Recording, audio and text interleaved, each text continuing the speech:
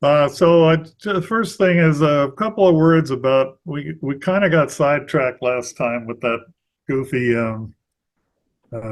MBTA initiative, and I did talk to a few people, an engineer and a contractor, and basically that parcel one that they're talking about is only about 1 foot to groundwater.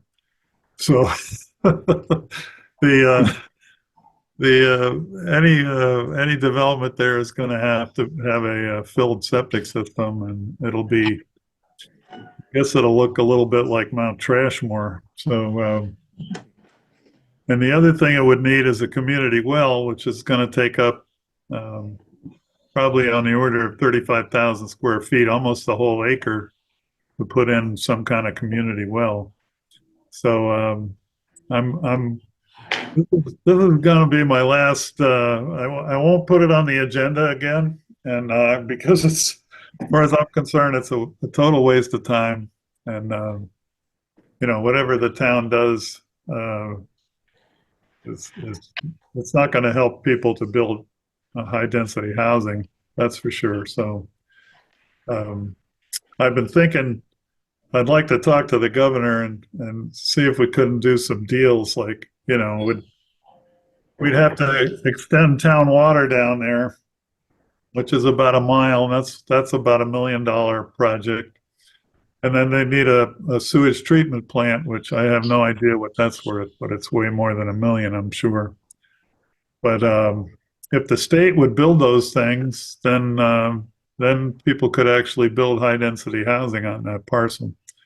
But I don't think the town's going to pony up for them. So, and the other issue we have is that the DCR has taken a lot of land with frontage on with buildable frontage on roads in this town, and you can't negotiate with them. And that's the other thing I wanted to talk to the governor about, because if she's really interested in building low cost housing, I think I think the other state agencies should get in line because we have a lot of land that's not buildable that they could, DCR could take over, and they've got buildable land that we could take over, so we could do some deals. But unless the governor gets involved, I don't think it's going to work. So that's all I have to say about that. Anybody Can else I have? ask a question? Are Sure. we on 2.3 already? Is that what you're talking about, Bill? Hang on a sec. I have to. Because I have a couple comments on what you just said. Oh yeah, 2.3. I'm sorry, I skipped to that. Yep. Go ahead, Ronnie. So are we on 2.3? Is that what we're doing right now? I think so. Yeah. Bill, I think our task is to provide a bylaw that allows for it. Yeah. Because sometime in the future, the infrastructure, these are things that I've learned from all the affordable housing meetings I've been to. It is possible to build sewage and to put in, sewage treatment, and to put in the ability for water. Some developers may be interested in footing that bill. It's not up to the town to foot that bill. What Right. the town is tasked with, and this is my understanding from the whole MBTA communities from the very beginning, what we are tasked with as a town is allowing by right density in certain places. So I think that to step forward and say we have to talk to the governor, and by the way, it's Charlie Baker who started the whole process of this. It wasn't Maura Healey. And Yeah. this has been talked about for years and years. But our task is to provide a bylaw that allows for it. Our task is not to build it yet. Right. When it comes time to build it, if we've allowed for it, then either hopefully the state provides the support for the town for the infrastructure. The key to high density housing is infrastructure. And Right. yes, we don't have that in place, but Right. that's not our task to put it in place. Our task is to allow for it by right and to identify the places in town that we think it could be developed. And Yep. quite frankly, the locations are probably the best in town because there is not priority habitat there. There isn't a lot of, there aren't a lot of, I don't want to say conservation, but wetland constraints. And we have a lot of that in town.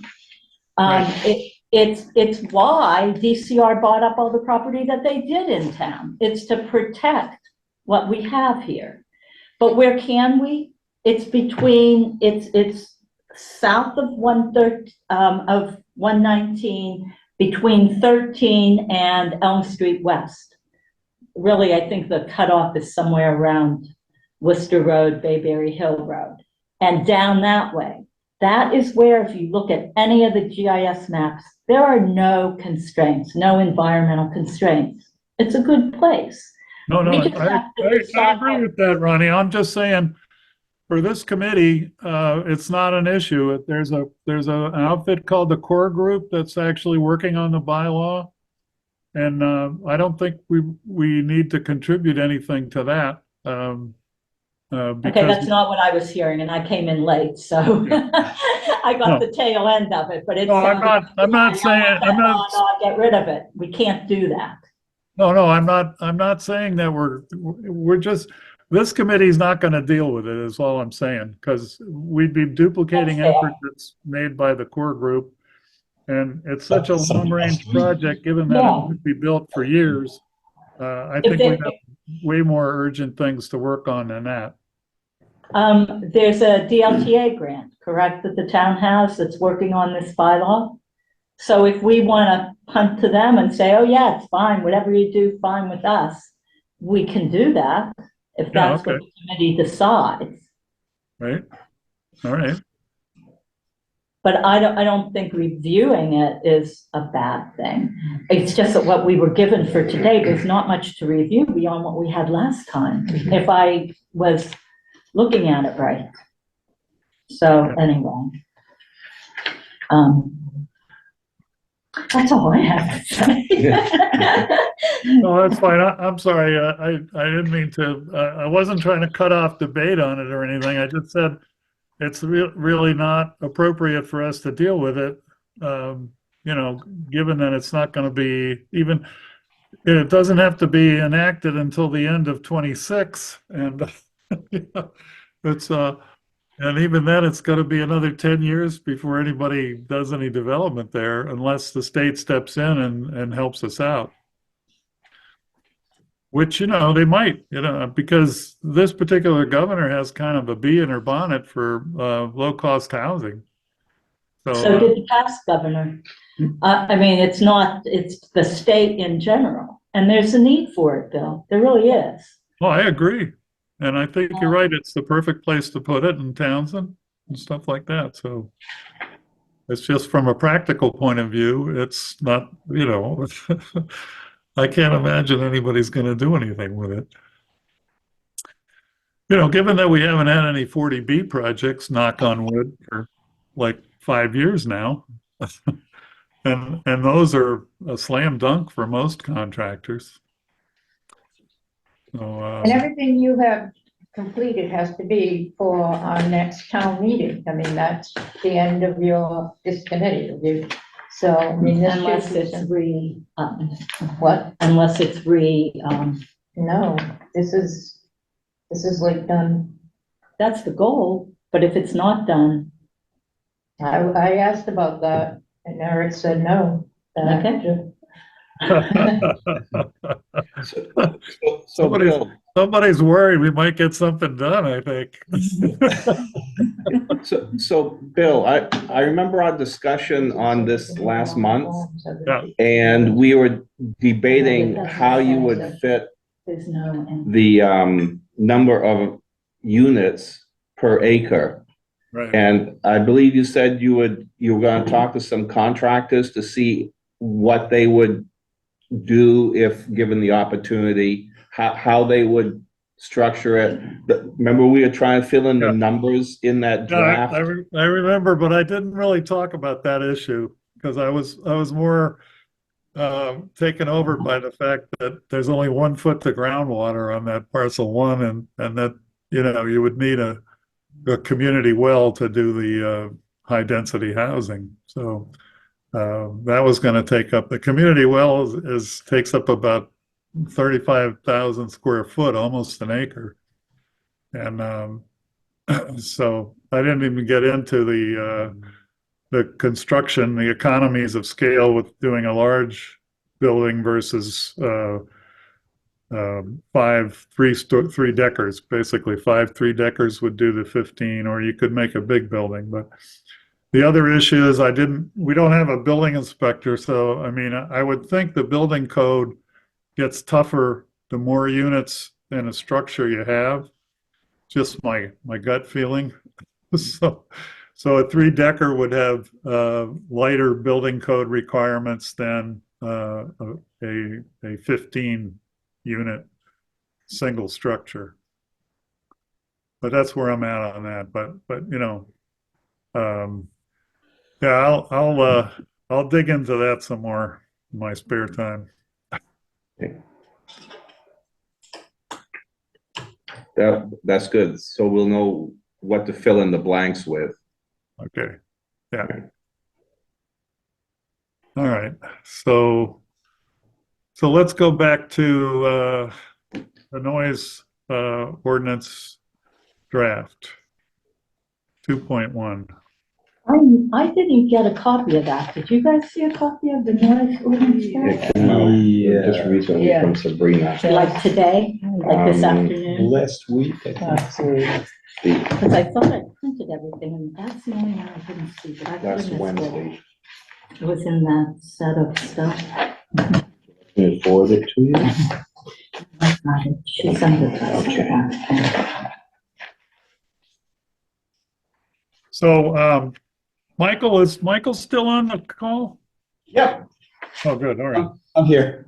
So you sent me the Pepperell bylaw, which looks pretty good, actually. Yeah, it's a lot more detailed. I can't rattle off the top of my head all the things that are in it, but just from reading it through once or twice, it looked like people have given it some thought. Yeah. So, I guess the question is, do we want something comprehensive like that? We don't have to reinvent the wheel. We could, maybe No. adopt something very No, I similar. agree. I think we could just, people could read it over and we'll talk about the various sections. But as far as I'm concerned, it's got an appendix that does all the definition. It's got references. That's great. And it's enforced by the Board of Health, and nobody wants to have an argument with them. So I think I think it's actually pretty clever. I have an argument with them. So the issue with the one that was sent out, the example, it's defined in absolute levels. Like in very first section, it says, no noise to exceed 65 decibels at any property line. 65 decibels, that's a little above a normal conversation between two people. How are you going to mow your lawn or blow your leaves or do whatever if you have that kind of restriction? Yeah. Right. I think the more detailed one that Pepperell came up with, and I think I don't remember if they have an absolute limit like that. They definitely refer to background levels and maybe 10 decibels above background levels. And there are also a lot of exceptions like construction equipment, things that couldn't possibly meet those requirements. Like construction, and I think things like lawnmowers were they were exempted from the absolute limit in decibels, but there were limits on, what time of day you could operate. Yeah. That makes sense.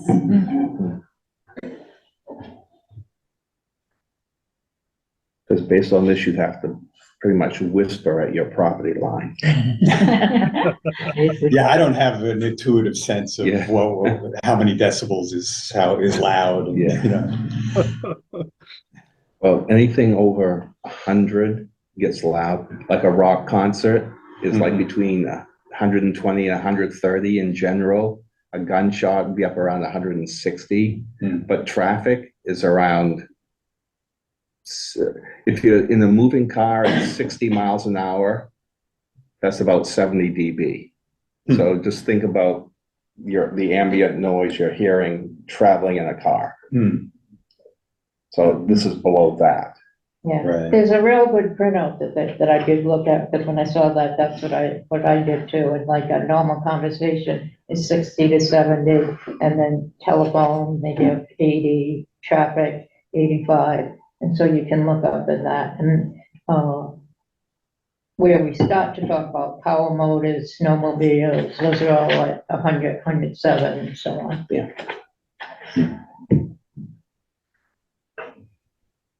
Well, I don't think we have to pick the absolute limit at this time, but it's certainly worth, that's where I was, when I went through the E-code version, I was looking at all the various numbers that they came up with. So Bill, we have a question in the room. Can you identify yourself? James Gates, 73 Turnpike Road. Do you mind reading the draft? It's several pages long.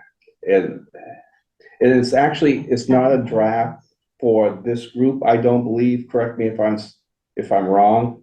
It's just it's more of a sample than a draft that was provided. It says tentative noise ordinance for Townsend, though. I think it's the first couple of pages was what, I don't know if it was Bill or whoever was working on this suggested that maybe we could use, and then it's followed by some other examples from other towns, I think. So it's a Right. mishmash. Yeah. And then I sent Bill a copy of Pepperell's, which is recent. That was enacted in like 2019. James, do you want me to email this to you? Could you please?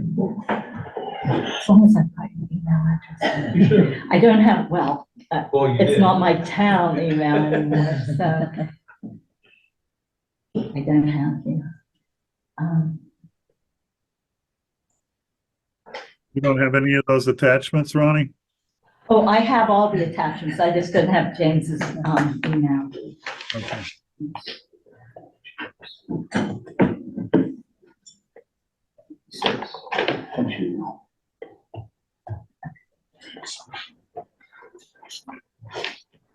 And now I'll have you.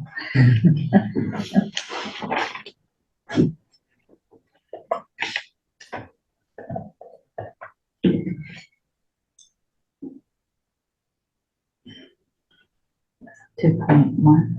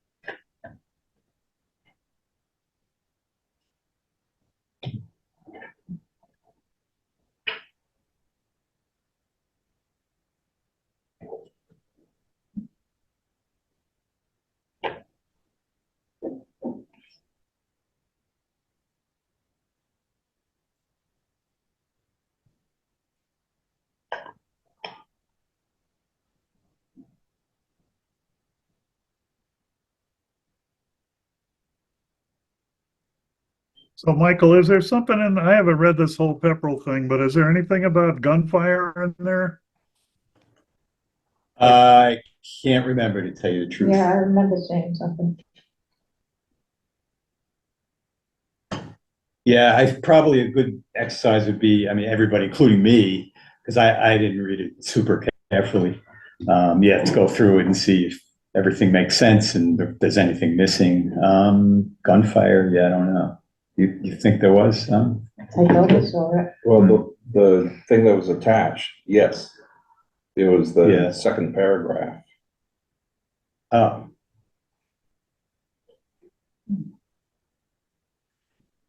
Are you talking about the Pepperell one?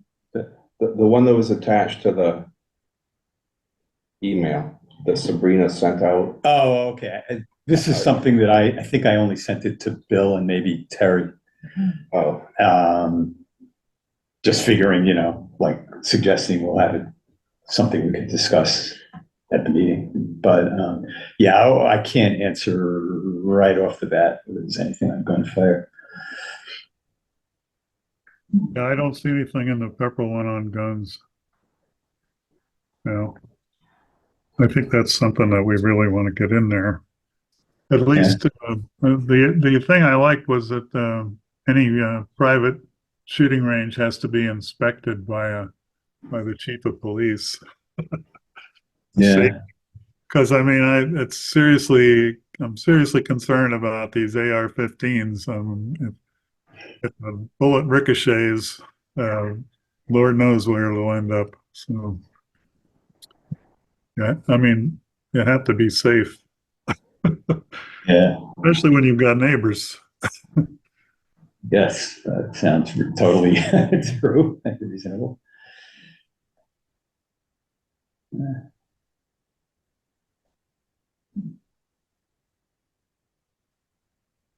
All right, so we'll do some more work on that. Has anybody got anything else on the noise stuff at this point?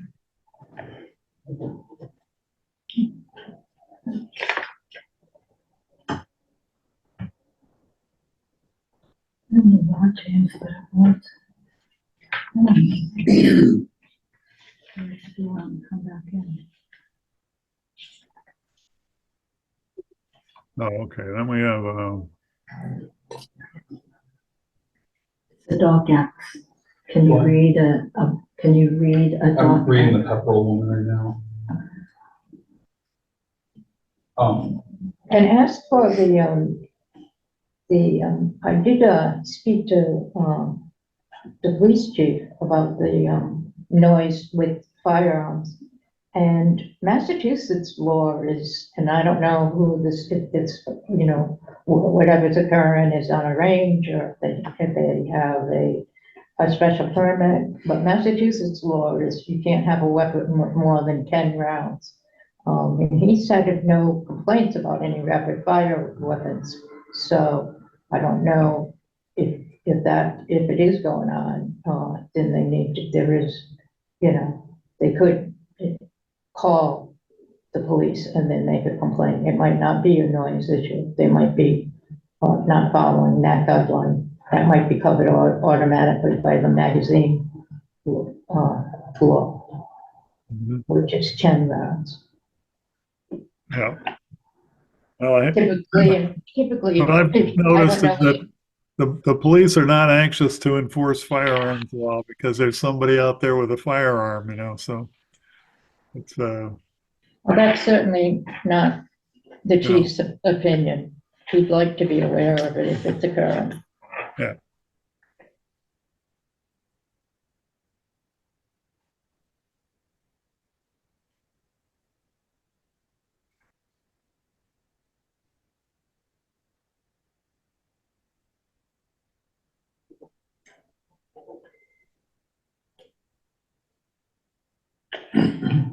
so the Pepperell one was not distributed? I sent it, I mean, I can send it to Sabrina and ask her to send it to the whole. That'd be good, yeah, thank you. Sure. I just got the one that says noise examples. Right. That was Yeah, on that's her not it. earlier email. That's the one that I put together. I think Michael worked on it for the last meeting. I put that as just discussion points based on the E-code searches that I did.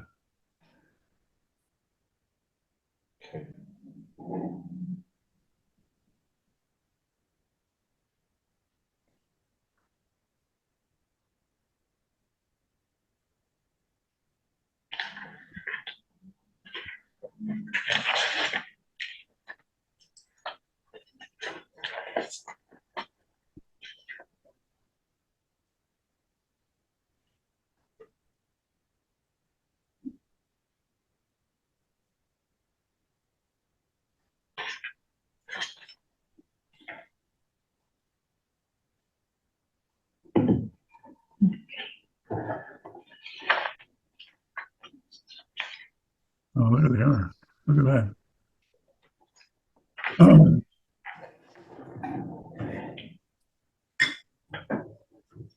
So are we ready to move on then?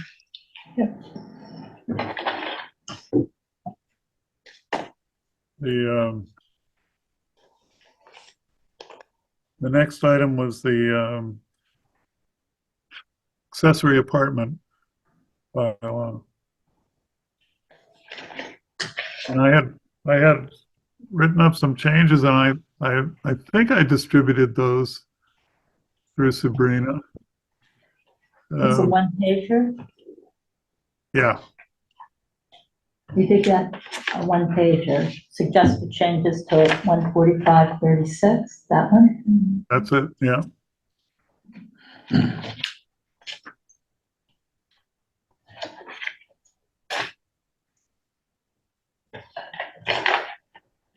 No, I didn't. I should have done that on with Microsoft Word. There, what do you call it? Red line or. Markup. Yeah. Basically, one of the problems that we're having is that some of the earlier apartments are larger than the 800 square feet that's allowed by the new bylaw. So I wanted to definitely put a thing in the new bylaw that says that an apartment that was approved under the old bylaw shall not be required to reduce its square footage in, in Oh, I didn't think that was ever the intent. You just want it spelled out? I Yeah, thought I want it spelled out because right now it's a gray area, and there's no point in having a gray area where we don't need one. but they're already built, so why would they come back?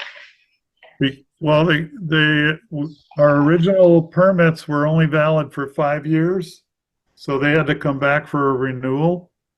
Just of the permit though, not of the, not, I didn't think it was to question what was built. I thought it was just to renew the permit, to say that it's either family that's living there or it needs to be on the affordable housing Well, inventory. okay, the problem, Ronnie, is that there's no such thing as a renewal of a special permit in 40A. Basically, we call it a renewal, but it's actually an application for a special permit. So it's a reapplication every 5 years. Right. That's on the older ones. The newer ones, I don't think we put the 5-year limit on. We put the sunset at the sale of the property on the new ones. Right. But they don't ever have to come back for another permit. Well, I have a question then. Who tracks in town? Because as far as I know, there's nobody tracking the older permitted, accessory apartments. There's no Well, process for that. We just had a renewal the other day where the apartment was over the 800 square foot. So, we just finessed it. I said, basically, we're not going to make you reduce the area of your apartment. That was never the intent. Well, I understand, but I just want to make it explicit that it's not the intent, that's all. Okay. So that a future zoning board, it doesn't have to make that decision, Okay, so I'm being devil's advocate here, but I've seen a lot in the past 10 years. So what happens to the person who gets the permit for the 800 square foot? And are they sunsetted now, or do they have to come back? What happens you're a new person, you come forward, you have an 800 square foot apartment, you're getting, your permit for the apartment. Right. Do they ever have to come back? They don't ever have to come back. If they sell the property, then the new owner has to come back and reapply for the permit. Okay, so the new owner comes back. and applies for the permit. But lo and behold, when the apartment was built, it was 1,200 square feet. And you say, oh, but they already have the permit. So it's okay. We're not going to make you reduce the size, because even though you got the permit for your 800 square foot, well, you live in Townsend, and so you ask forgiveness, you don't follow what's there Oh, necessarily. I- How do you handle that case? well, you handle it by saying in the bylaw that a permit that was granted on under the previous bylaw will not be required to conform to the new bylaw in terms of square footage of the accessory apartment. Okay, so is that in here?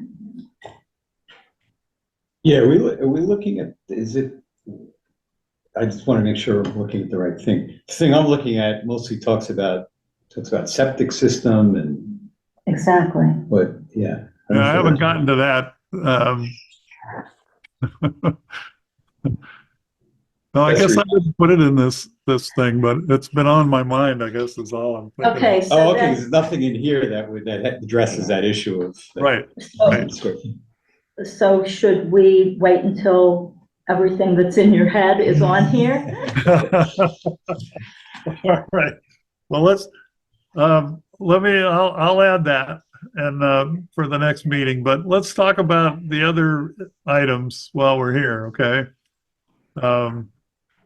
So one of the other issues that we have now is that the way the new bylaw is written, it looks like the changes recommended by the Board of Health have to be complete before the applicant can come to the zoning board and apply for the accessory apartment.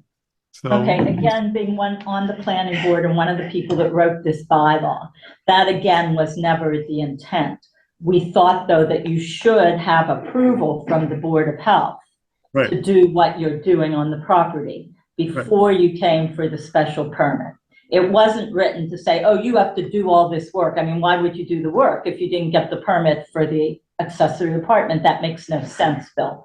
So if the wording is such that it makes the ZBA or the Board of Health think that, then change the wording. But that was missed by legal. right. That's what we wanted to do, is change the wording on that so that, I mean, classically, the Board of Health was supposed to supply us a report Correct. saying what the recommendations for the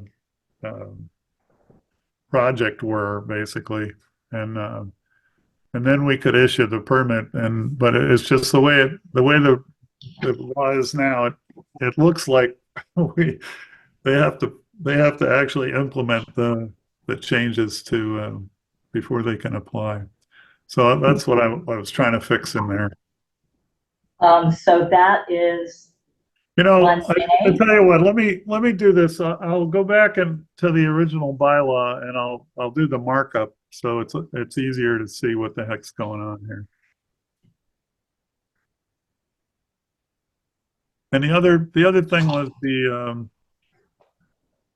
I had on under procedures, there was an A, B, and C, and C is something about how the Board of Health or the Board of Appeals is supposed to justify to the planning board any decision that they make. And I thought that was like ridiculous. If the planning board wanted to be the what do you call it?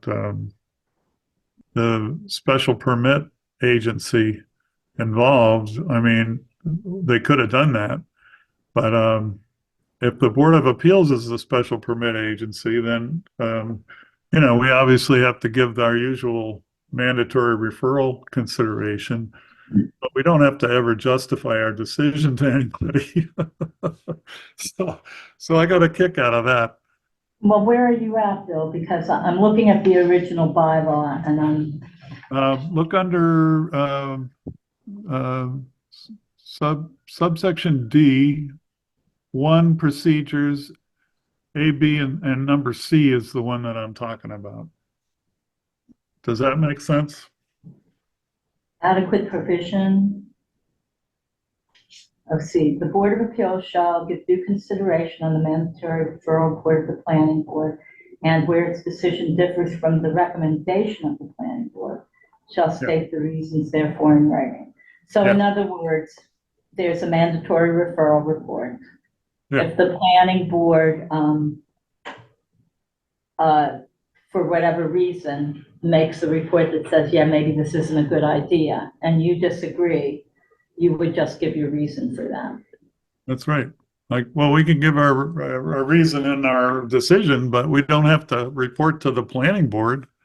I just found that offensive. I'm sorry. I don't see where it says report to the planning board. Justify our decision to the planning board? Isn't that a report? It mean, says the Board of Appeals shall give due consideration to the mandatory referral report of the planning board, and where its decision differs from the recommendation of the planning board, shall state the reasons therefore in writing. It doesn't mean that you give it to the planning board. It just says that you state the reasons. That's all. Yeah. I don't think it was ever intended to go back to the planning board. Well, okay. Well, you can, if you don't want to change that, that's fine. You know, part of a special permit process is the mandatory referrals, and we used to get a lot of referrals from people, and you know, some of them were useful and some of them aren't. So I don't know why any of them should be getting special treatment. That's all.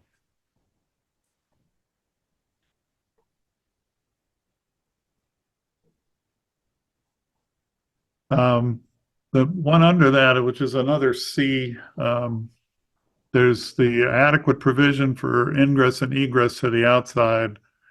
And that has to be supported by a note from the building department that the appropriate codes have been observed, because we've had a lot of issues with that, where people come in with these, you know, they were going to convert a window to a door or something, and that was going to be an emergency exit, and you know, we don't know the building codes, so That makes sense.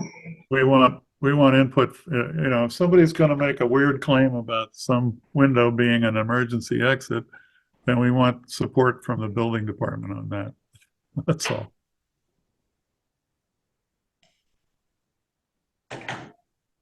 And then How will the building department know that they need to check for that?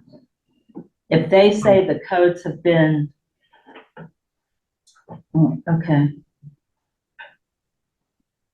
the building department actually has a pretty good checklist for the accessory apartments now, which includes the emergency exits. So I think we're okay there. But I wanted to spell it out in the bylaw so that nobody's uncertain about what to do.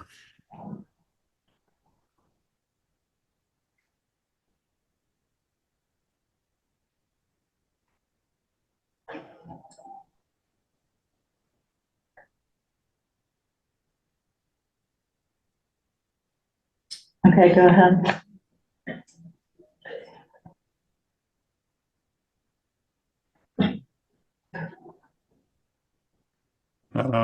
All right, so we talked about the MBTA thing already. 2.4 is preliminary comparative quote for the codification services from the general code. I can't remember. I never found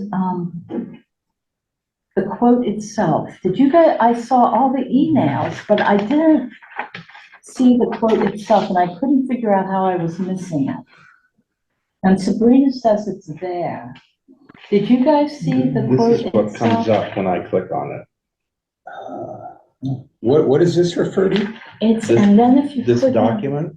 It was, somebody was giving us a quote for codification services. Correct. I think it's the E-code people. I think it's a. So company in other called words, like General if we come Code. up with a proposed bylaw, they'll help us make sure it's written properly? Is that kind of what they Oh, would be that's a doing? noise. Well, I I, went you with know, Google, but then when I clicked it I again. think that's true. I think that's what the quote's for, but I'm not sure that it's something we need. What we need is legal, uh, legal services. And I'm Well, Mhm. not worried about I, the codification. it says editorial and legal analysis, that was one. And then the other coat was on recodification. So there were two pieces to it, Bill. One of it was editorial and legal, and the other was recodification, but I didn't see the actual quotes. Because, those didn't come through. He says it says, my team has been able to get your quote put together before the holidays. Hopefully this will serve as some light reading before we all take off for vacations, but I haven't seen that. I did get where he came back to Beth on October 17th and said, okay, we have two things that we could give you quotes on. One is this, one is that, the editorial and legal, and one is the recodification. But what I don't see is the actual quotes themselves. So I don't know if you guys saw them. And then I sent Sabrina an email this morning, but she didn't get back to me until, and I wasn't back on my email until later in the afternoon. And so she said it was in there.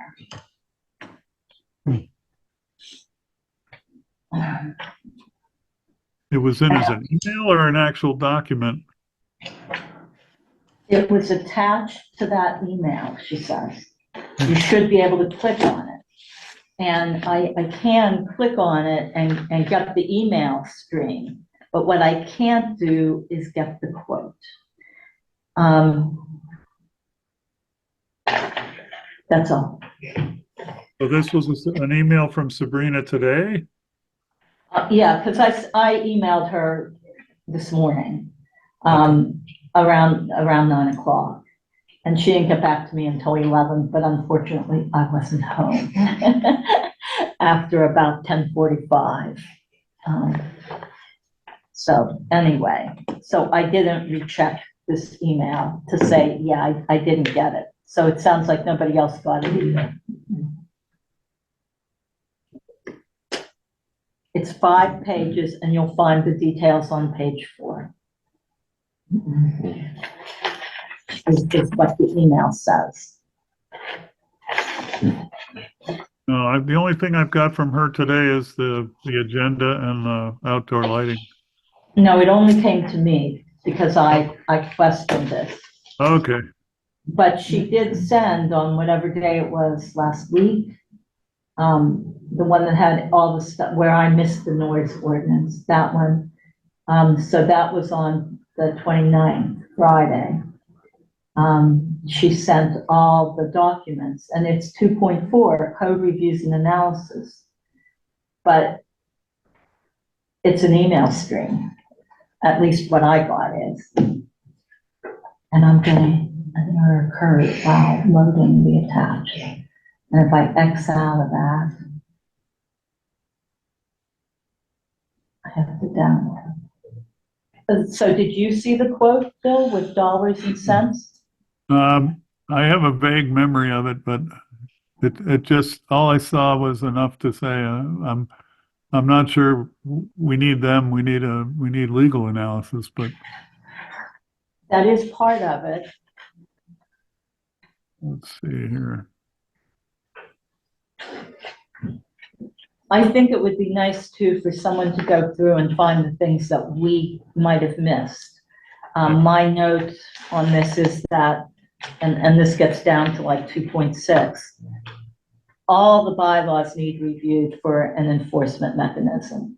We've come up for more than, it's not just the lighting, it was also if you've got too many junk cars in your driveway, there's the enforcement mechanism. We had to do a bylaw change for that. There are a lot of these, and you don't find them until you need to enforce it, and there's no enforcement mechanism.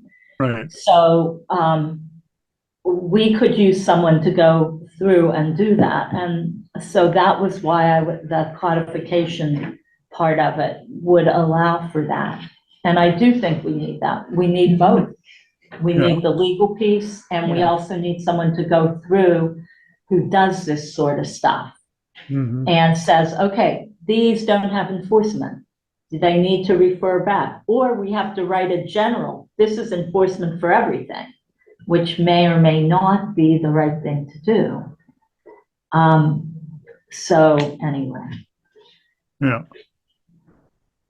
And we have how long to do all this? Like March, yeah. So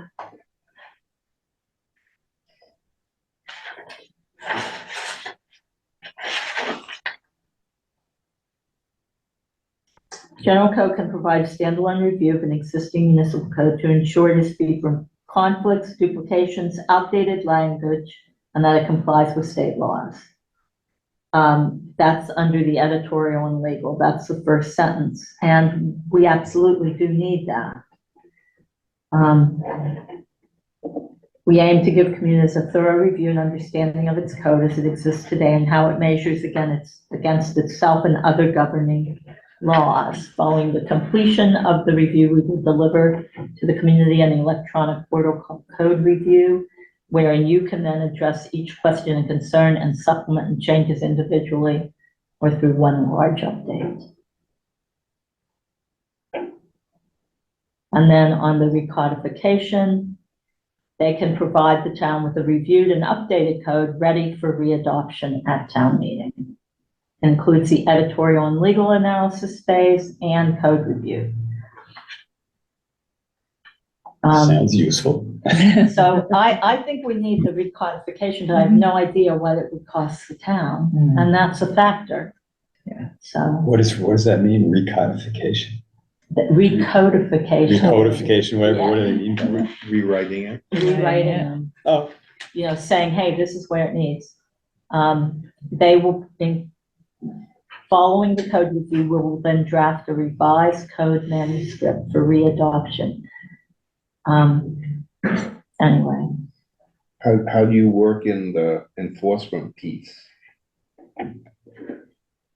well, hopefully when they look through it and look for things that, he mentions that in here somewhere. Okay.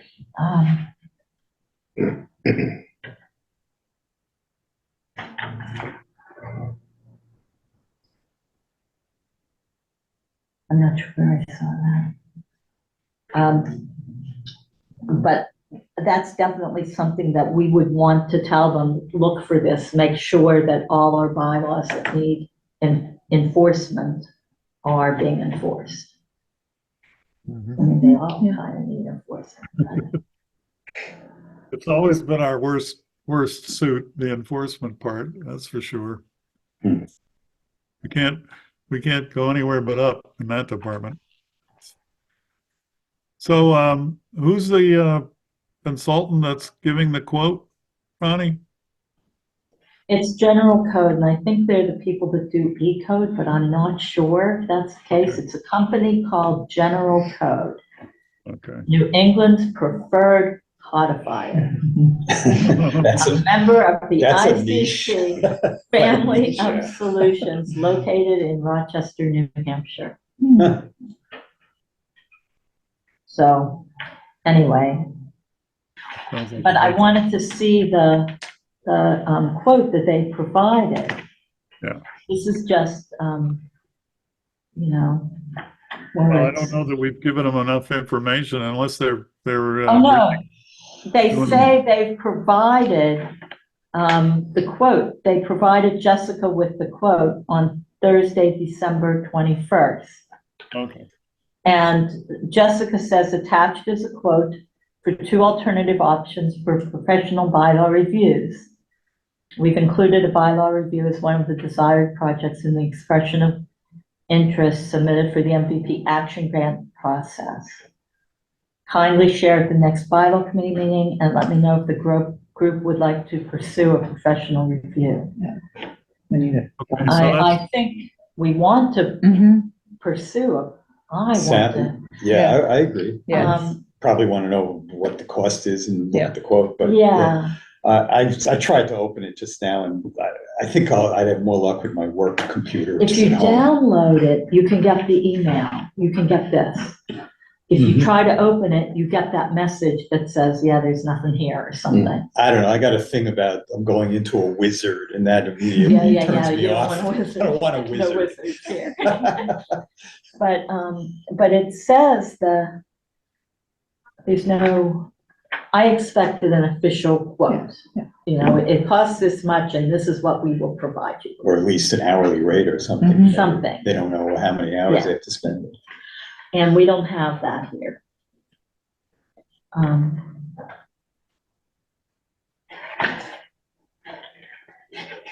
Anyway, Okay. What's moving the name on. of the company again? General Code, general code. Rochester, New Hampshire. oh, here it is. I found the email at least.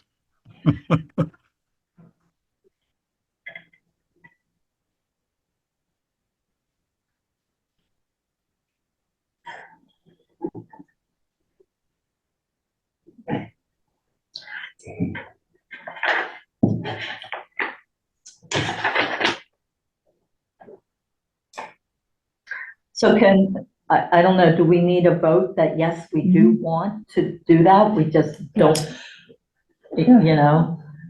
I got the quote open. Okay, so there's two packages.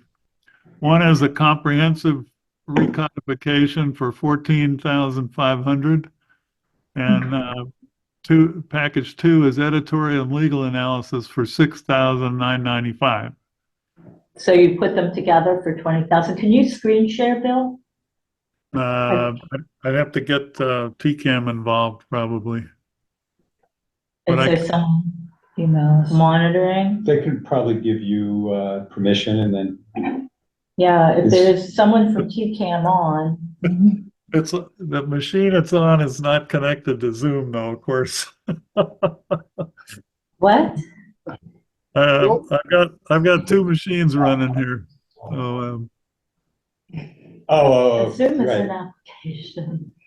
He's on one computer and the document's on another. It's not Ah. right. Yeah. Uh,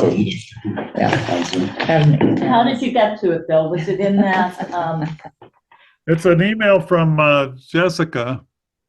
Oh, I didn't get that went directly to you? No, Where they it went to Sabrina, Okay, and then she must have. Oh yeah, here it is. She only sent it to me apparently. Okay. can you email it to us right now? Yeah, let's see here. Or?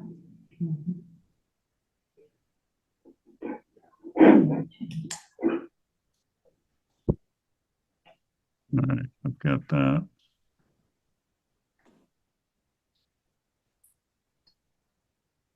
So I don't have the list on this computer, so I'll send it to Ronnie. What's your email? Do vcalbos@gmail.com. Oh, I'm typing on the wrong keyboard. Oh boy, that's the only problem with this multitasking bullshit.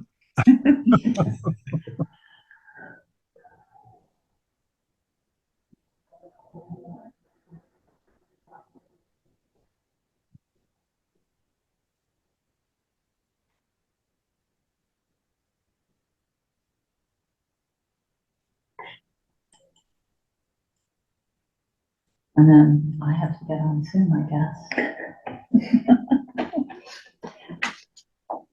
Well, anybody wants to share the Yeah. Yeah. computer, that's. Yeah, why don't you send it to Mike? Yeah. Because his computer's already hooked up.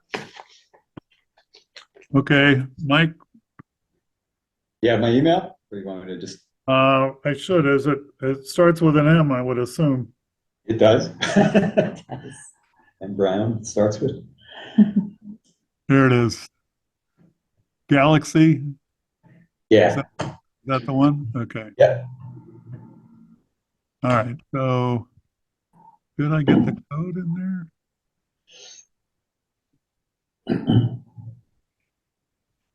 I did attach it. Let's see here. Oh yeah, it's there. Okay. All right, here comes.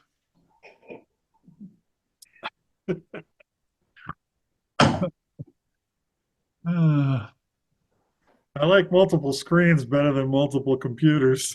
I'm just, I keep refreshing. I'm gonna let you know when I get it.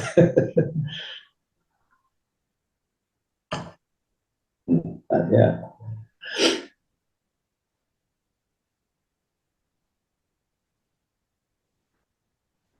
Yeah, I was hoping to get another quote. I was going to call the guy that helped us last time, see what he's got.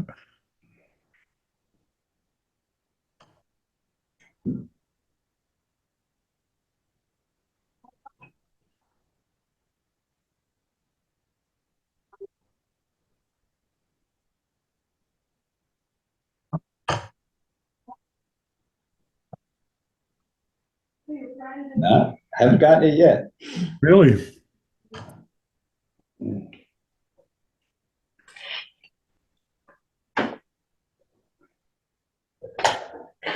Do we want to move on and come Yeah. back to this? Yeah, move on. Lighting, right, Lighting. lighting 2.5. No, I didn't get a bounce message, so I think it's probably going. I sent it to Ronnie too.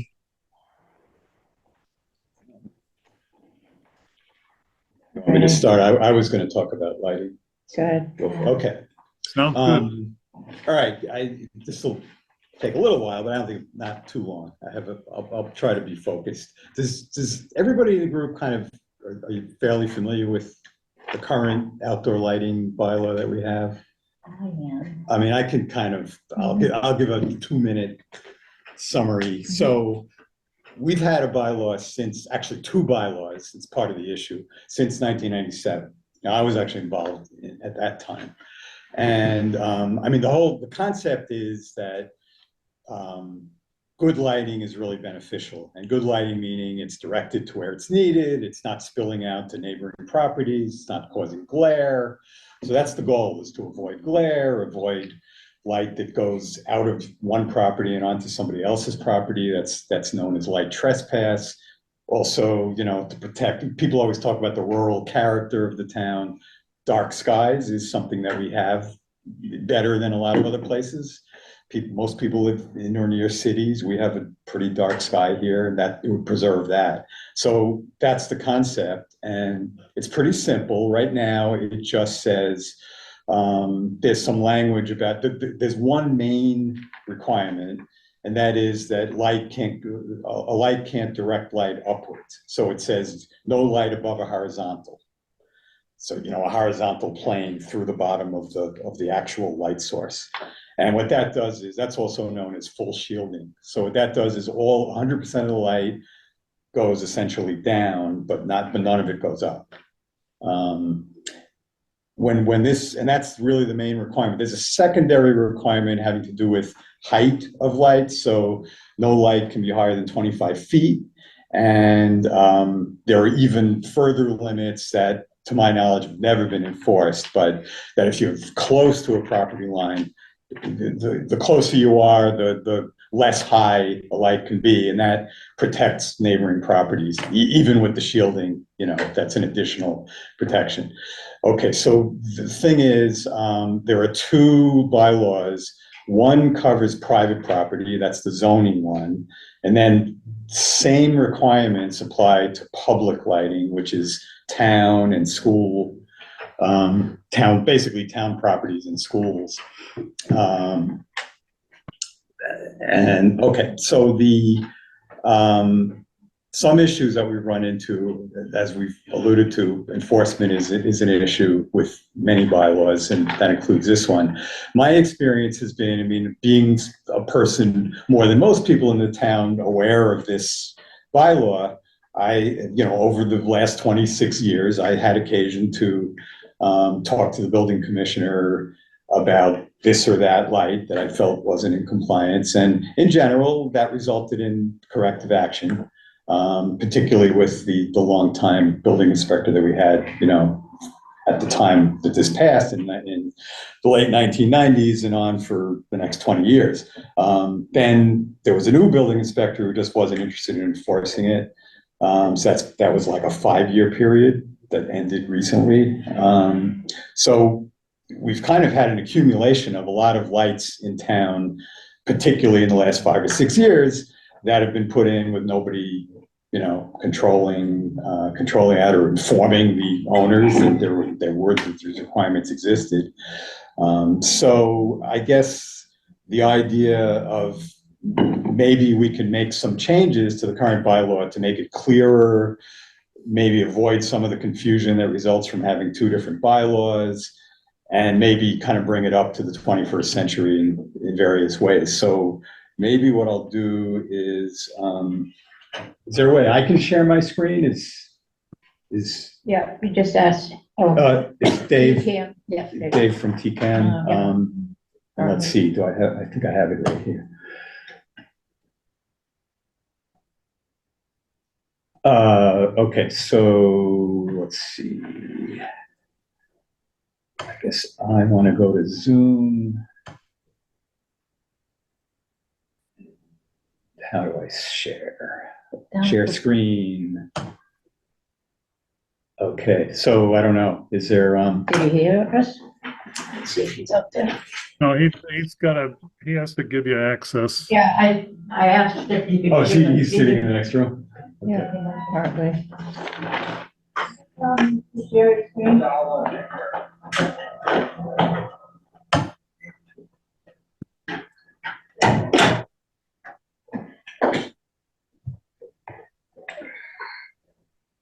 Michael, you should be able to do it now.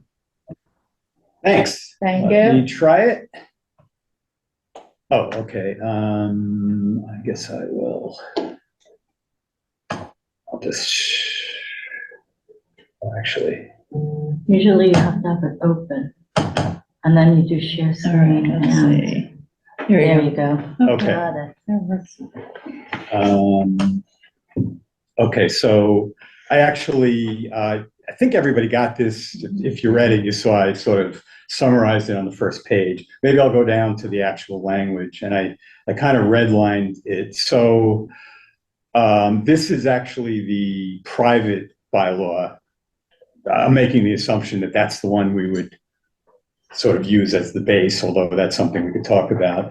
So the first section just states the purpose, which is controlling, glare, light trespass, and sky glow. And I think we can just keep that.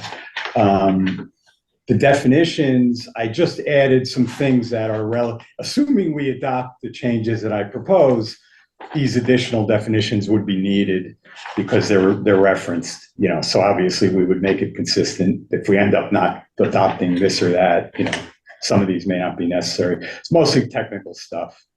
Foot candle is a measure of light intensity, and so on. All right, so I'll scroll down past the definitions. And by the way, a lot of the changes that I am suggesting are, I stole from there's a model bylaw that was issued by Dark Sky, Massachusetts, which is the local chapter of Dark Sky International, which is a group that kind of promotes the kind of good lighting that I'm talking about, and this bylaw is intended to promote.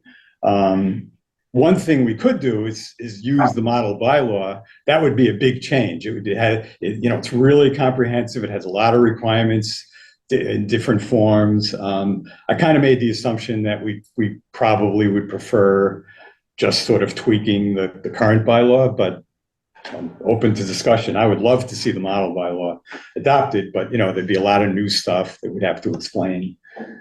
I'd have to explain to all of you, and then we would have to explain to everybody else in town.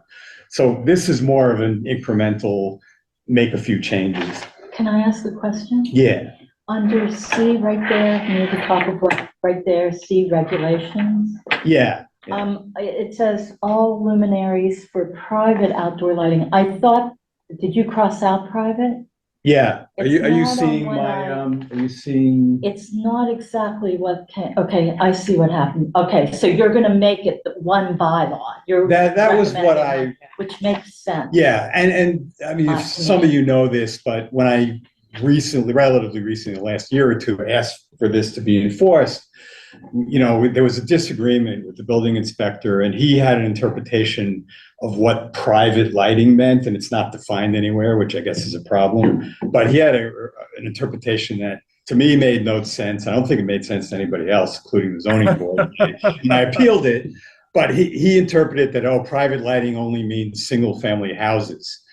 And I was raising issues with businesses, so this would avoid that whole thing. I mean, first of all, he didn't dispute that it would be covered under one or the other bylaw, but the thing is, the other bylaw has no enforcement mechanism, so he didn't have to enforce it. It seemed like the whole objective was that he didn't have to do anything.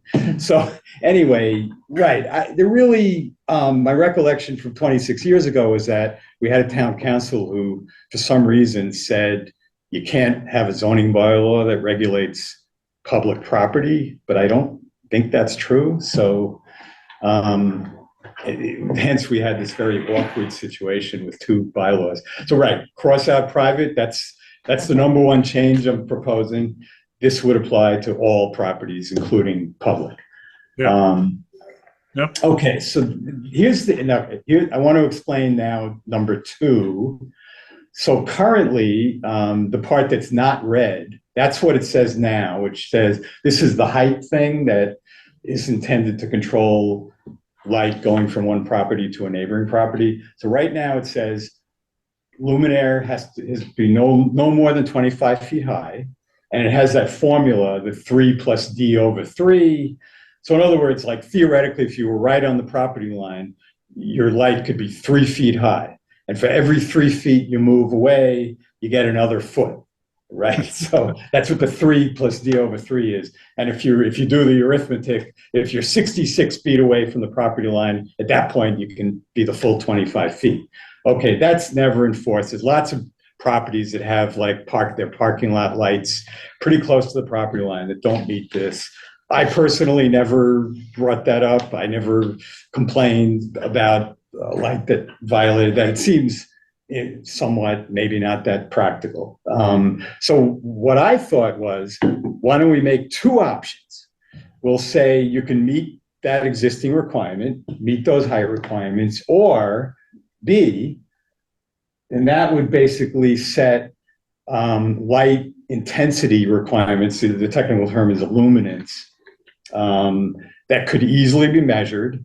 And so if your lights don't meet the height requirement, at least they have to meet the illuminance limits, which is basically either 0.1 or 0.05 foot candles, with the lower number being like if your neighbor is it's a residential property or an environmentally sensitive area, which is defined. So the light would have to meet those requirements. I think for reference, that's about 10 or 20 times as bright as the full moon.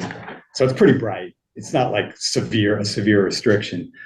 And the way somebody could meet that is if they have a light that's too close to the property line and it's kind of high, they would have to put a shield on or something like that. I mean, it's not a costly endeavor.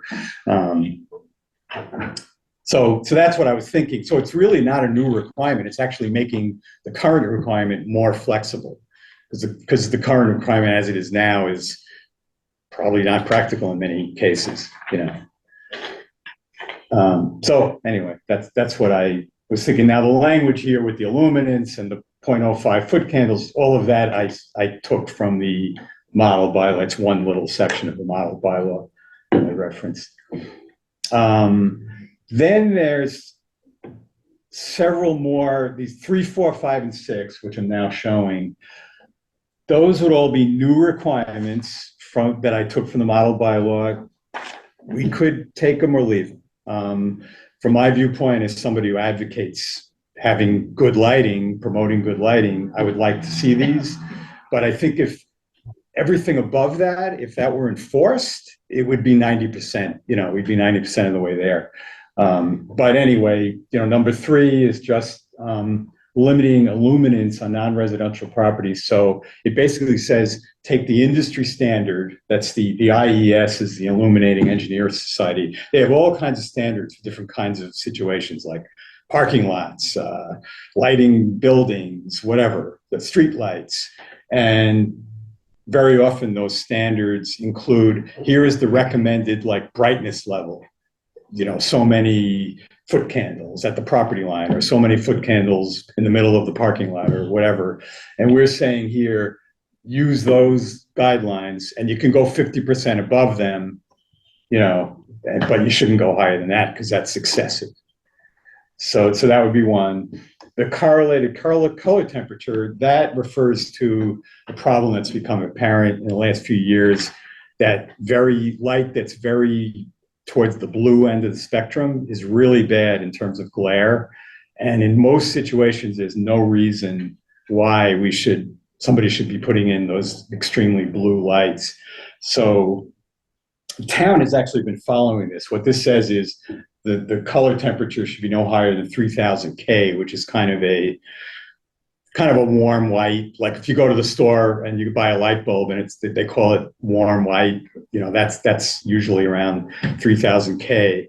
I know as a member of the Energy Committee, when we've been doing these projects under the Green Communities, and we've had grants for different things around town, fire stations, police station, putting in new exterior lighting, we've specified 3000 K, and that's been done. So if you go to any of those places, you can see what that looks like, but the street lights are all 3000 K. And that it was going to be 5,000. And I said, that's crazy. We don't want that. People hate it. And so we have 3,000. So anyway, I think that would be a good requirement, but we don't have to have it. The sports lighting thing is just references a detailed guideline that was put out by Dark Sky International that basically has, promotes very good control. Basically what it does is it ensures that any new sports lighting the light would only go to the actual field of play, and a certain buffered zone around it, but it wouldn't go into the surrounding neighborhood. I've heard that we've gotten complaints related to the high school sports field, and the reason for those complaints is that they're very high and they're not shielded enough to really stop the light from going to neighbors. Even though they may be full cutoff lights, they may technically be in compliance with the bylaw. I don't know whether they are or not, but nevertheless, some of the light does escape and hit the neighbors. So this would avoid that kind of problem in the future. I'm sure they don't know either, Michael. Yeah. And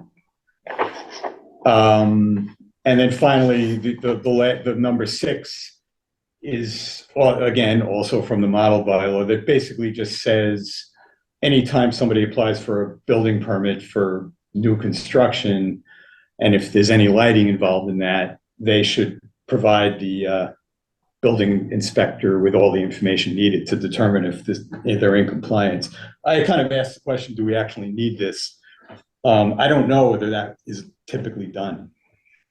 I do know that many times outdoor lights are installed without anybody being consulted about it, including the building inspector. And that would be a case like an existing building where somebody just puts lights on the building or something. Maybe they don't need a permit in that situation.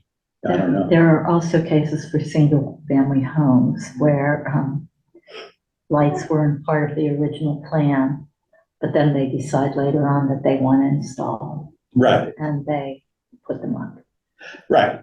And That's that's not necessarily with any review. Well, nobody says you need a permit for that, right? you need an electrical permit to add lights. So we could talk to the building department about making sure that they're aware of what lights are being added and whether they comply with the lighting bylaw. I mean, Yeah, I had asked years back, back when Rich Hanks was the building inspector. Now, he did enforce the bylaw in response to complaints. And one time I asked him, well, isn't there some way we can get this, not have these situations all the time where somebody has to complain? Can't people be told before they put in the lights? And he Yeah. kind of said, well, people put in the lights, they don't necessarily need a permit for it. And I'm never going to know about it. But it seems that they theoretically, this, as you say, if there's at least an electrical permit required, right. that Yeah. so maybe if they were just more aware, and that's maybe just an enforcement issue. So I don't know if this. I think the building department has made great strides in terms of creating checklists to make sure that things don't slip through the cracks like they used to. So, I don't think that's happened with outdoor lighting yet, but yeah. hopefully it will. Well, I mean, once you get them into the checklist mode of operation, it should not be a big deal. Yeah. So this thing, like, I don't know whether we need this, because this would really, as I read it, it would apply to new construction. And presumably any new construction, you need a permit anyway. And, and the building inspector should review everything related to the new construction, including lighting. So do we need to say this in a bylaw? I don't know. Yes. Yeah. Okay. Yeah, I think we do. Yeah. All right. So I think that's, So the only thing, Michael, you haven't addressed is the signage. Our sign bylaw has been a joke forever, and nobody wants to work on that. Maybe we should tackle it, but Well, doesn't this? yeah, now signage, okay, maybe that's a good point. I mean, my understanding always was that this bylaw applied to the lights on signs, including signs that have, internally illuminated. In Well, fact, it we bans tried- internally illuminated. They're not allowed, but they're used all the time. we tried to apply it, Michael, on the Speedway gas station, and they came up. I mean, it's an academic, I think I was there. I think I attended that hearing. Yeah. but they had this LED sign basically that was it wasn't. I don't know if it was a dot. I think it was a dot matrix type of LED sign, with physically separated LEDs, and we couldn't fit this into your lighting bylaw, so that's something we need to address. But So maybe it needs, I mean, I thought that it's a light, it's a luminaire, it meets the definition, unless it's exempt by virtue of being, I mean, right now the exemption is 1800 lumens.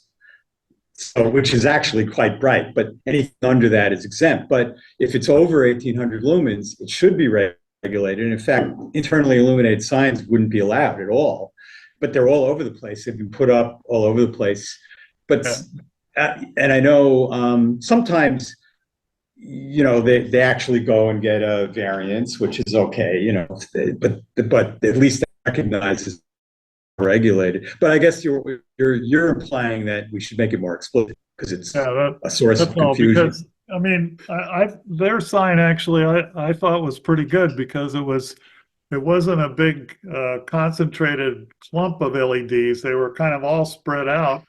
So the individual LEDs were fairly bright, but the overall effect was not bad at all and very legible. So I thought it was a pretty good scheme, but I don't know if it's still current in the sign business. That changes from day to day, really. Right. The other thing I was concerned about is the goofy high school sign. Well, that to me is a disaster. Yeah. Okay. Well, I felt the same way about it, and I tried to get the police chief to weigh in because I said, look, the speed limit is 40 miles an hour. If somebody spent 10 seconds looking at that sign as they were driving by, they'd be out of control for 10 seconds at 40 miles an hour. Right. And in the worst possible place in town for that to happen with all the high school kids. So it's like, Right. I couldn't get him to really come out against it, but Well, that clearly is a violation of the lighting bylaw. I mean, yeah, it doesn't, it's not below the horizontal, right? yeah. I don't even know that, I know that your board, the zoning board and the planning board approved all the plans, but I don't know, wouldn't they've required some sort of variance? I mean, but that never happened. It We, just got approved. no, I forget what we did on that sign, but there wasn't much we could do about it except outlaw it completely, and that would have been probably a disaster for them. But Well, it is outlawed, but whether that's just, to me, it's another example of just something that wasn't enforced. no, Um, the only variance they applied for was they wanted small parking places, and they had the nerve to come to the hearing without an attorney. so so we allowed them to continue the hearing until they could find an attorney, and then 15 minutes into the continuation, he withdrew the application. So they don't Yeah. have small parking places. Yeah.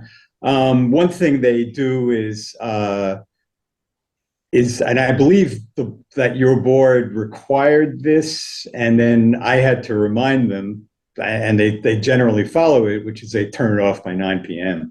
at least. Right. But Cool. yeah, so I guess to avoid confusion, I mean, I would say that this should apply to signs, and the implication of applying this bylaw to signs would be those types of signs, like at the high school or at the gas station or all over the place, would not be allowed. I mean, unless they were below 1,800 lumens. If people don't think that's too, if they think that's too, I don't think that's too restrictive. I mean, a sign should be lit from above with a light that sits on top of the sign facing down. But if that's not what other people think, then, but that would be the implication. If we say this applies to signs, that's what it means. Could I interrupt for a minute? I have to leave at 5:30. Is there any way we can talk about the next meeting, when we're going to have that? Sure.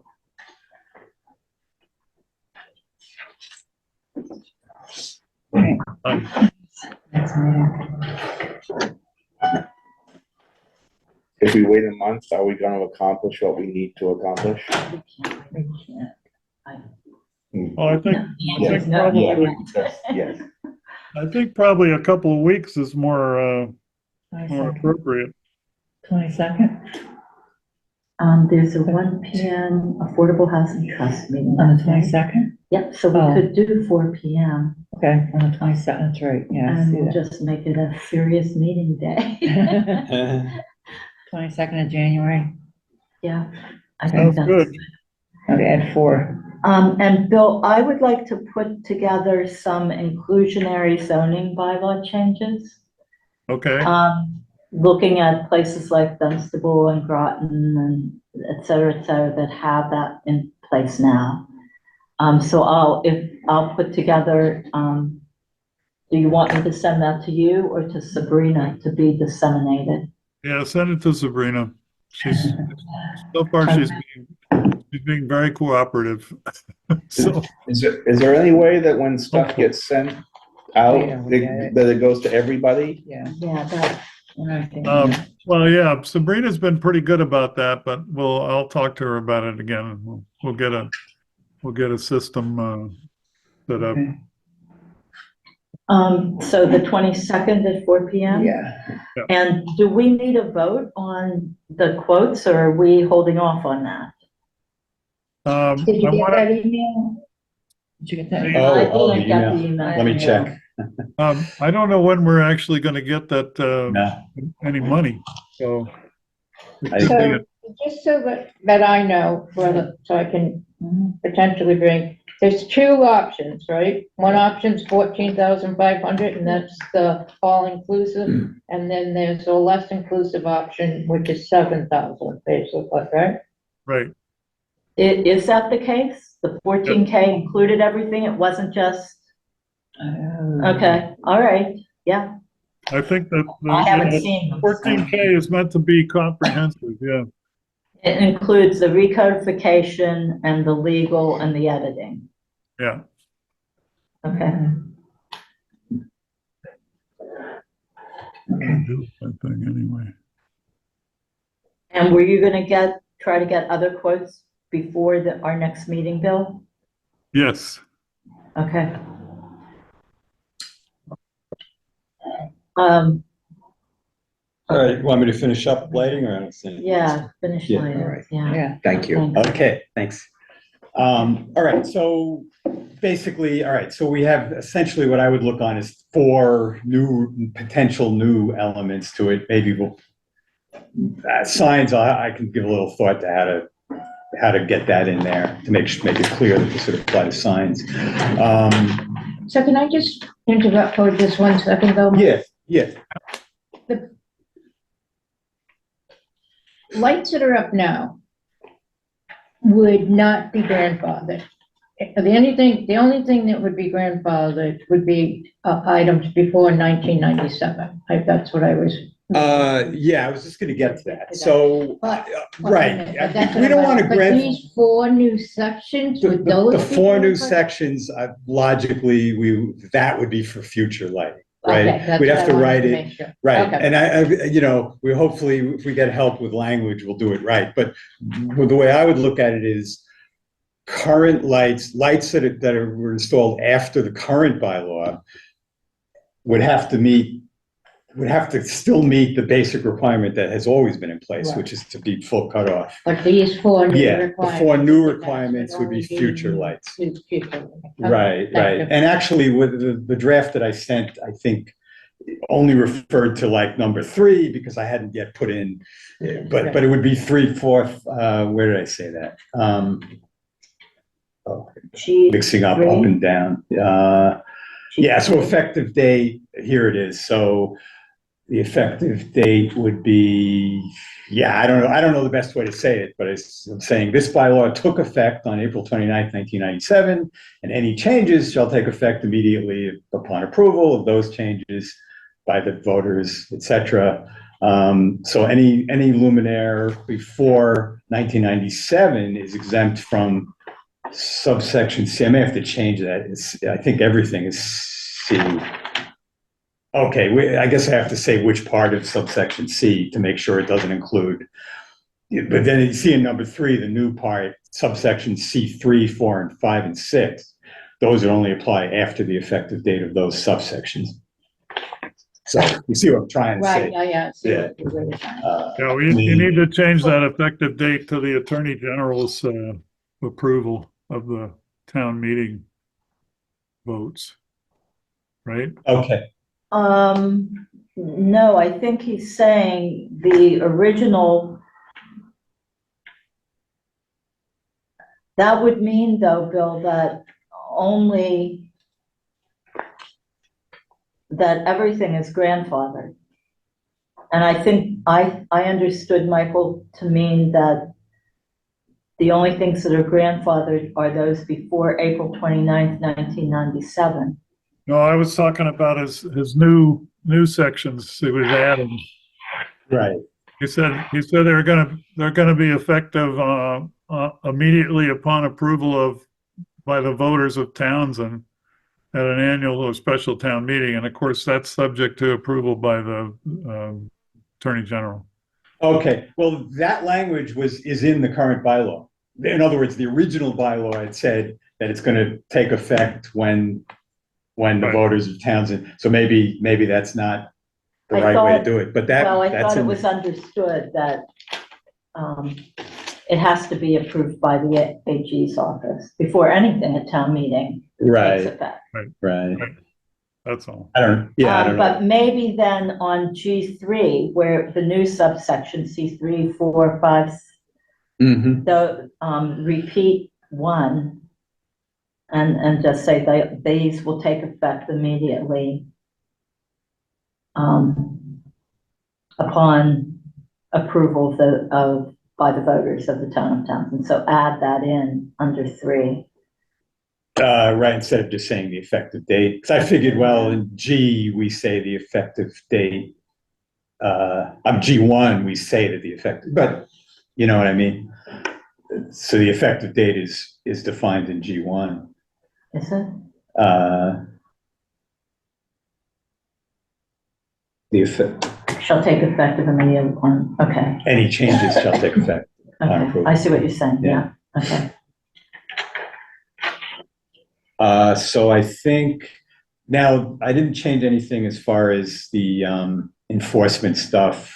So it still says it's the zoning enforcement officer, which I guess is the same as the building If it's, commissioner. if he's been assigned that task, Oh, and I think one of the things that happened was that he hadn't been assigned that task, even though I thought it was understood. right. But Just to throw out there, well, first of all, I guess food for thought. Does anybody have an opinion on should we try to put in these new requirements, or is it going to be more like are we going to then have a lot of explaining to do? Like we don't put in G3, 4, 5, and 6. I'm sorry, C, I guess. If we don't put these sections in, we could say there is nothing new in here. It's just clarification. It's technical clarification, which would maybe easier to sell. But I'd love to have some new. I think You know, 5 stuff is in it. good because of the neighborhoods around the high school. Right. So I, And I think 4 is really good because you're seeing those blue lights more and more. right. Yeah. So you might need an education campaign. Right. Um, That's fine. Although I kind of went through that 25 years ago. I don't know if I'm up for it again. I'll do whatever it takes. But Well, sure.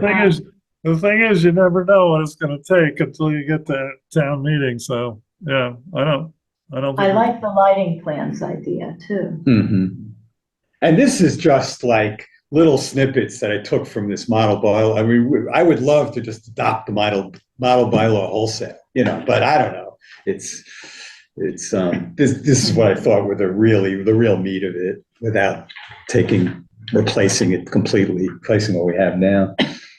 I think the question I think it's good. I think the question I have is, can we remove, is whatever town council of, 20 years ago, thought about the reason that you needed the private and the public? Mm-hmm. Was that valid or not? I mean, no other town has that. Has to. And many towns now have outdoor lighting bylaws, but many more than in 1997. In 1997, I was looking around for examples that I could show to explain to like the select board at the time. And, it was like Harvard had something very vague, Boxborough, and I think like a couple of other towns around, but now it's very common. Right. And I've never seen one where it's split public and private like that. it seems arbitrary and capricious to me too. And does it become part of the general bylaws, or is it part of? The zoning, No. well, Because there's a difference in what you need, 50%, 2/3. Well, I think a zoning bylaw requires a 2/3 vote. Is Oh, is that right, so? Bill? Yes, And that's right. a general bylaw is a majority. well, I'm glad you where brought do that we up put because I wonder if, in a way, this should be, as long as it's clear who enforces it, maybe a general bylaw is better. I know, for example, Pepperell's noise bylaw, I believe, was put in general bylaws, which a little bit surprised me because I thought, that would be kind of a zoning thing. But And if we do go general, does this lighting plans thing have to be put somewhere else so that the building department and, other boards realize that there needs to be a lighting plan? right. And that could be something that this consultant says, Yeah. you need this here. Let me bring up one other thing about general versus zoning. One of the things I got into with the recent building inspector or building commissioner was he made the claim that, there's probably nothing we can do for any of these lights because there's this 10-year statute of limitations in state zoning law that says if you've already had something in place for 10 years, and then you can't be required to like remove or alter a structure. So he thought that like if I said, hey, Dunkin' Donuts should tip their lights down, that's altering a structure. I thought that was preposterous. And that's something for legal. But in any case, that problem wouldn't even, regardless of whether you agree with him or you agree with me, the general bylaw wouldn't have that problem because that's zoning law. At least that's what I think. Now there's a good. Yeah, There's a maybe we'd reason for avoid it. that whole nonsense. Right, right, okay. But in a general bylaw, yeah, we'd have to, well, I guess it does say, it would have to say who enforces it. And is the zoning enforcement officer really the best? I don't know. Who else could enforce it? Board of Health? Well, it goes police and then whatever board. You know, so there are other options, but yeah, I think it would have to specify that it was a zoning enforcement because if it were a general bylaw, because it isn't a zoning bylaw then. So it wouldn't automatically go that way. Right. So just considerations, but I like it. I do like the bylaw. So. That's good. So what do we need on it? What's left to? Well, if we were to decide it should be a general bylaw, I guess there would have to be a little bit of alteration because this is all language in the zoning bylaw.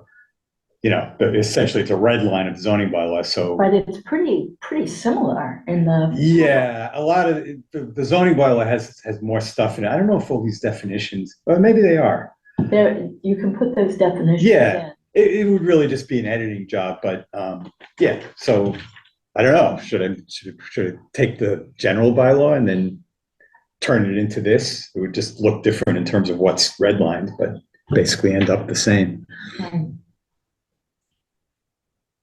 I'm not sure the advantages and disadvantages. I think we have to talk to the town council about that. Yeah, All right. I agree. I guess I didn't realize there was a difference in how much of a vote you need, or you know. Yeah.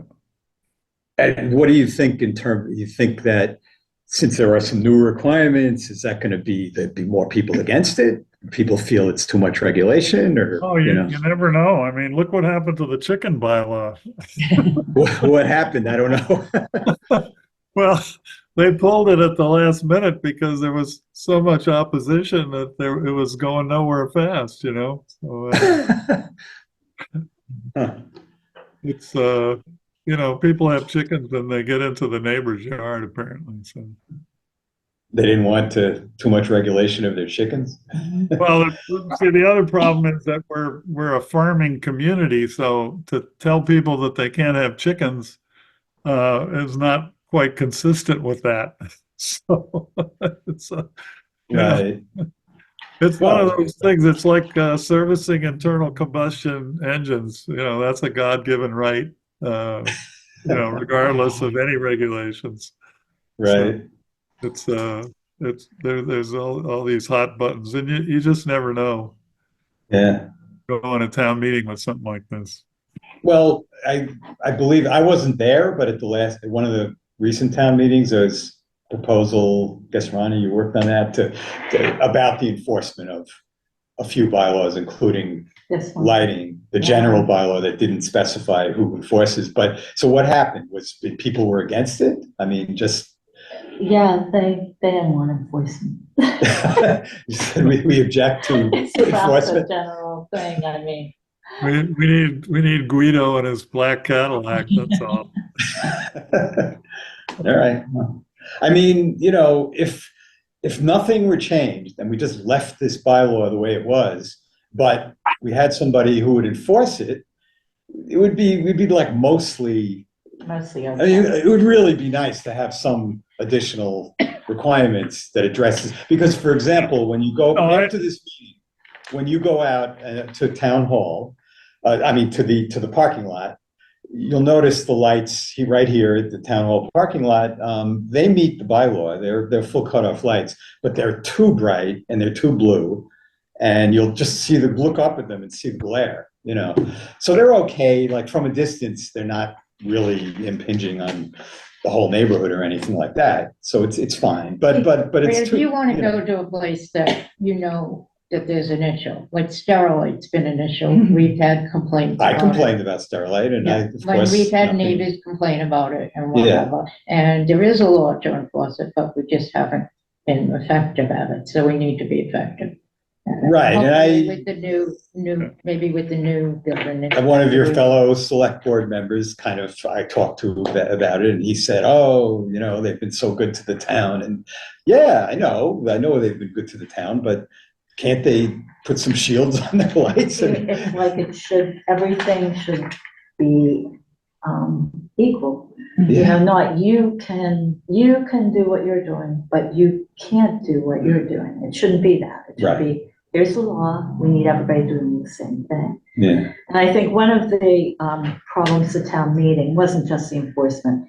People didn't realize we had an outdoor lighting bylaw.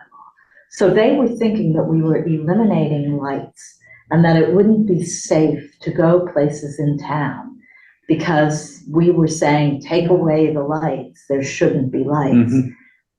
People don't necessarily understand the horizontal and not projecting the light upward. I mean, Right. you don't want to be Temple University, that when you drive you're in a plane, you can look down at Philadelphia and say, that's Temple University right there, because of all the lights.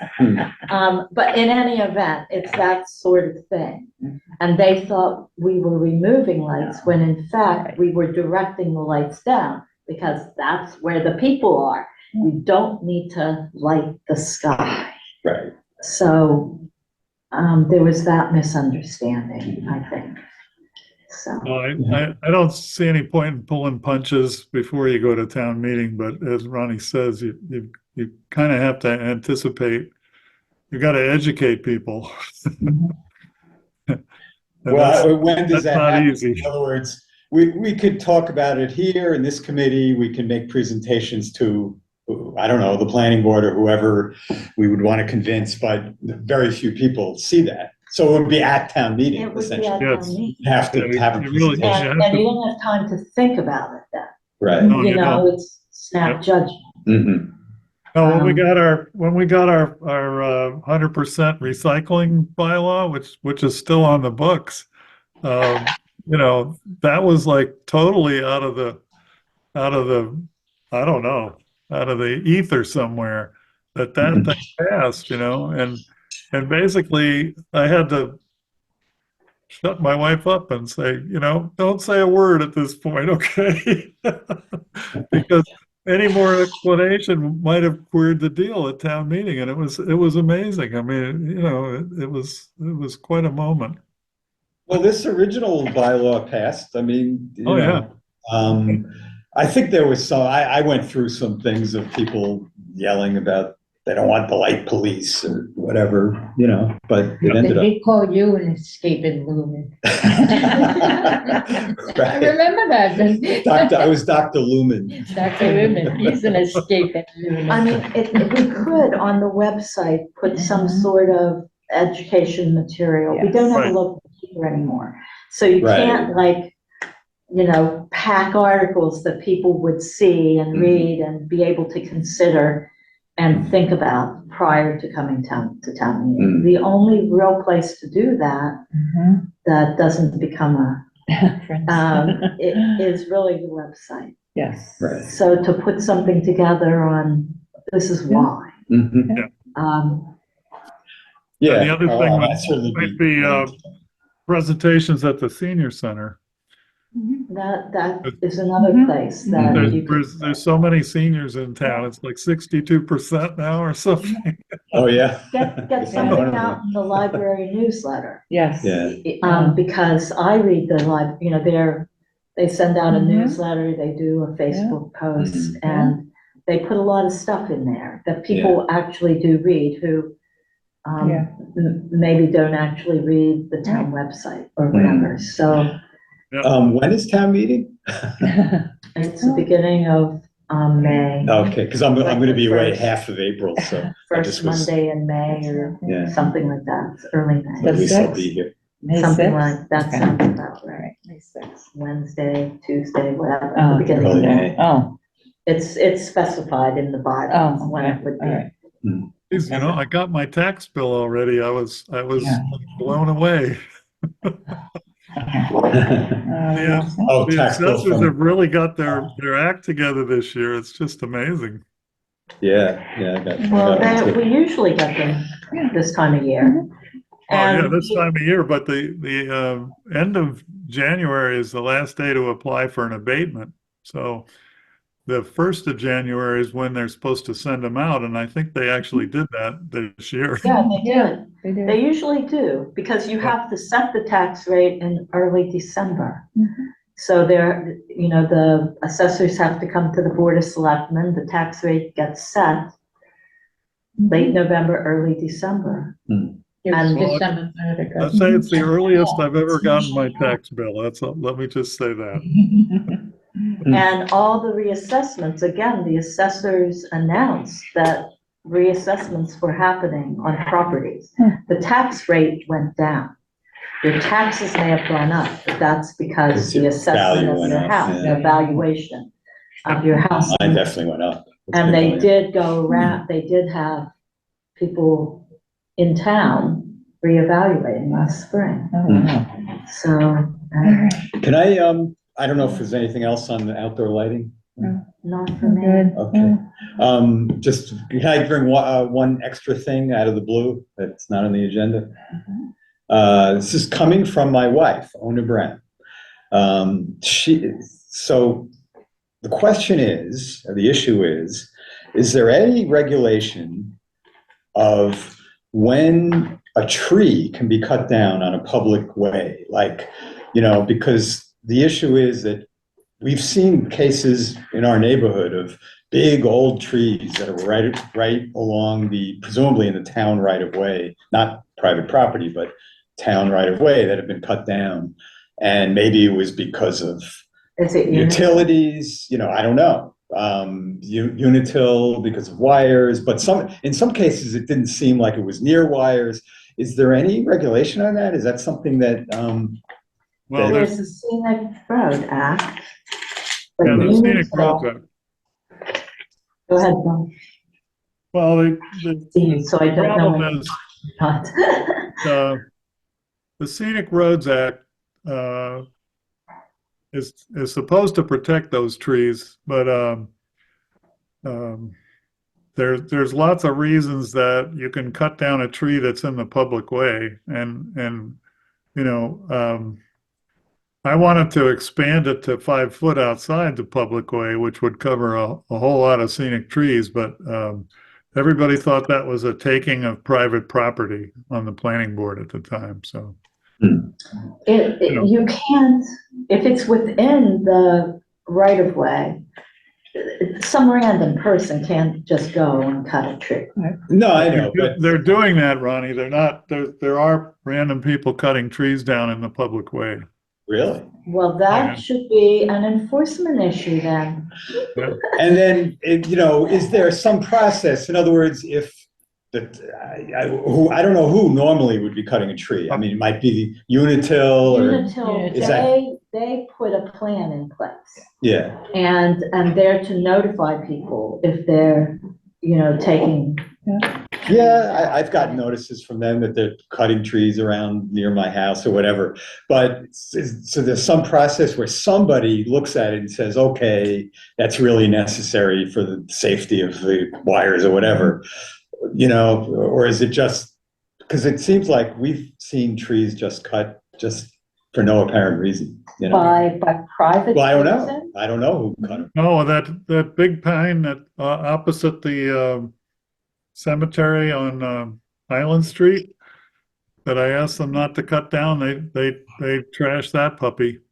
The guy with the 3 driveways and Oh, on Highland, I know which one you mean. And Yeah, who I mean- would have done that? It was an absolutely beautiful white pine, and there was nothing wrong with it. No need to cut it down.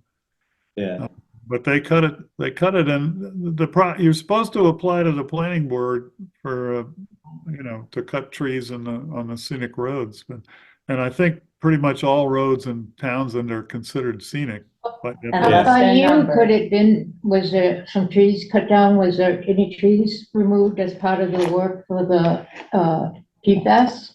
The new water supply put in, they might have had to take some down because they were putting in a lot of piping and stuff for that. I I don't don't know. know, but that would be by your house. Actually, my area doesn't even have public water or along You're, wells. you're way up, you're beyond Emery, so Yeah, it only went up to Emery. You know, but right. So, I mean, so even something like that, like. Okay, within the right of way of designated roads, this is chapter 106-3. Of The what? following Is this a state activities. law or No, this is Townsend's general bylaw. Oh, The general things bylaw. we're talking about. 106-3? 106, and it's 106-3 application. Yeah, Require the filing of an application with the planning board, the tearing down, painting, or destruction of stone walls, the cutting and or removal of trees. This is within a public way.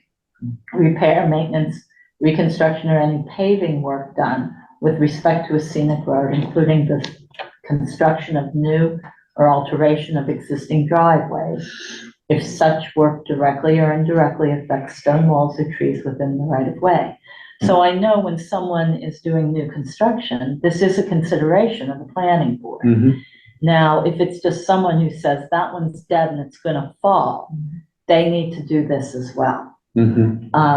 And whether they do or not, then they go to Right. enforcement, which is 106-7. So there is some I regulation. have of to it. be somewhere by 6, so I'm Yeah. gonna head out. All right. See you next meeting. Yeah, See ya. thank See you. ya, thank you. Bye-bye now. Bye-bye. The bylaw shall be administered by the planning board, the building inspector, the tree warden, or others as may be designated by the planning board. Okay, we have a tree warden, like what does We the tree do. warden The do? tree warden lives up by you. Yeah, And he looks at these things, or if you would say out on your road, this tree is not safe anymore. You would call the town would send the tree warden to go and evaluate that. right. So we have a tree warden. Yeah, I think the specific thing that really got Ona concerned with, I believe it was on South Row Road, between Gilchrist, which is the road we live on, and Emery. There was a stretch, it's a hill, and there were these old hickory trees right along the road. And one day they were gone. Are there wires above? I don't think so, but I can't remember which side the wires are on. Because the Unitil, I mean, they do cut and Yeah, I know. they Yeah. do No. talk to the town. Yeah. Well, you So have, maybe you have it's- to go out with Unitil and protect your trees. Otherwise, they're going to take them. If you don't say anything, they just take them. Yeah, Oh, yeah, you have to, You have and to- even if you do say, we went out and said, no, you cannot take these. Mhm. They You got to didn't go out take there them. when they're out there And with then their the next week, chainsaws and say, another no, crew you're came not in. touching that. when you weren't around. Yeah. Yeah. So it's regulated to some extent. I don't know if it's something that needs a new bylaw or just enforcement or whatever. Fury regulated, yeah. It is regulated. Tree warden. So All I right. hope that helps. Can I make a motion to adjourn? I will second that. All those in favor say aye. Aye, Aye. all right. Aye. Thank you. Oh, we have to do a voice vote because we have Bill online. Natalie call Yep. yes. Veronica Okay. Cal, yes. Michael Brown, yes. Yay. Bill, Hannigan, yes. yes. January 22nd at 4 o'clock. Next meeting. Aye. All right, thanks.